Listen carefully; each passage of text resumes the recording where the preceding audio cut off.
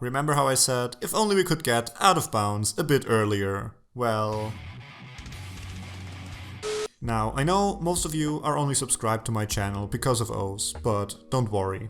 I know this isn't my usual content, well, at least not anymore. So I'm going to try and present it in a way where it might also be interesting for you. And if that doesn't work out, fear not, because either tomorrow or on Monday there will be another O's related video. But now that this is out of the way, let's get into the stunning discovery I made. Okay, now to explain what is happening here. In Yuppie Psycho, just as with most games, you can't move during a cutscene. You also can't move if there's an elevator panel open, and closing this panel makes it so you can move again. Now, when loading a save, you still have a brief moment where you can interact with the world around you. And if during this time you decide to open up an elevator panel, it'll still be open once you actually loaded the other save. However, it will be invisible and it won't restrict your movement, but luckily you can still use it, and what's most important, you can still close it. So you can probably guess where this is going. That's right, just enter a cutscene, close the panel and move on with your day. Now, just to be clear, this in itself is not really a cutscene skip, because it only re-enables your movement. The cutscene will still play in the background. But if you transition to another room, the cutscene will actually stop. Also, as long as there are text boxes on screen, you still won't be able to move, even after closing a panel. Okay, now that explains why I could move during the cutscene, but now let's get to why I could walk through walls.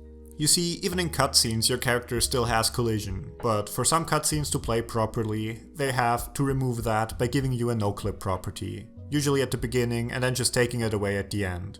But when you perform the glitch I mentioned before and transition to another room, that end never happens, so the no-clip property just stays on. However, most cutscenes don't. Before this, the only one we knew of actually led to a softlock, which is kind of crazy to think of, that even though you could literally just walk through walls and go wherever, you still couldn't progress through the game.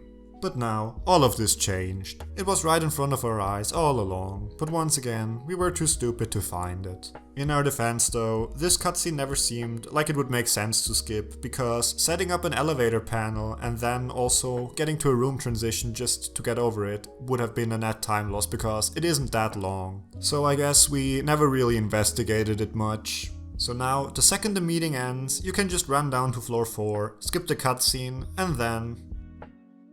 Yeah, I know, sadly the loading zone isn't there yet. So does this mean it's another worthless discovery? No, of course not, don't be silly. We're literally able to get rid of all collision less than halfway into the route. So what it changes is, there won't be any more farming consumables just to survive the poison. Now we can just walk through, all you need is going to be the sandwich. The dot matrix fight, just too slow for you, well, just walk past it, and if you don't like the drain stuff, yeah, don't do that, it still softlocks. Even the biggest RNG run killer, the Sintra chase stuff, is a lot more bearable now that you can just cut her off through walls. Sadly however, the cutscene from which we used to get our no-clip properties before now takes it away, which means no night shenanigans with out of bounds. And what's another bummer is, this trick is not going to be viable for executive ending. Because while in no-clip you can't push stuff, which means it's impossible to promote Chapman, and since the cutscene, which gives you no clip, happens before that, it makes it absolutely impossible to progress any further. So this strat is only really going to be viable for any percent and save all. But how much time does it save? Well, I ran one attempt and yeah, that's quite a bit. Especially cause I lost like half a minute to some silly mistakes, so 35 is definitely doable, but it's probably going to be a lot lower. Especially because we know that there is a way to go to floor 4 and talk to Kate before picking up the flashlight. The only issue is that I only managed to do that once, like over a year ago after messing around a ton with picking up the flashlight and then loading another save. So I'm not exactly sure how it works. And also, if it works, if it would even save time then. It's definitely something which I'm going to be looking into. Okay, now let's go over how this actually affects the route. Now, we used to skip the cutscene where we give Sintra the Hexenhammer.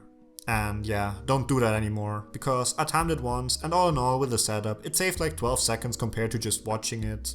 But if you want to go out of bounds, you're going to need an elevator panel right after that. So you can either, after the meeting, go to floor 7, save, load floor 7, get an elder panel, go to floor 4, and then skip it. or you can just hold the panel for 2 cutscenes and go straight down to Kate, after getting the medicine of course. Also, for the entire run, you're going to need 3 witch papers now, which means no more picking them up, and those are basically all the route changes as a result of it. But there are a few other small things I want to talk about because they are new in my run. If you watch it, you'll see that I use a different method to skip the tutorial, and it saves roughly another 10 seconds or so. And there's nothing really to explain, just copy what you see and you'll be good. And you also have the faster archive and drain strat, which eStrobe found. Now the archive strat is super straightforward because you just have to nudge yourself in there, but for the drain strat I kinda want to get into that because having no clip makes it a bit more complicated. Now, to get the drain sequence to work without soft locking, what you need to do is to pop the body and then climb up the ladder, otherwise you won't be able to pick up Corvo's card. If you do this fast enough, the camera will stay locked onto the pit. Usually this wouldn't be too bad because we can just run into the wall until we get to the drain and drain it, but well, we have no clip, so it's like there are no walls.